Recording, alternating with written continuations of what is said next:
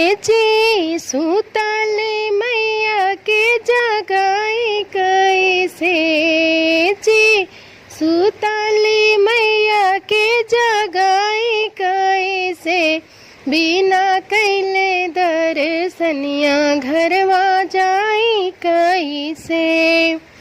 टिकवा ले आईनी माई के नथिया ले आईनी। टिकवा ले आईनी माई के नथिया ले आईनी। हे जी सुतले मैया के पहिराई कैसे। जी सुतले मैया के पहिराई कैसे। बिना कैले दर्शनिया घर में जाई कैसे। हर वाले आईनी माई के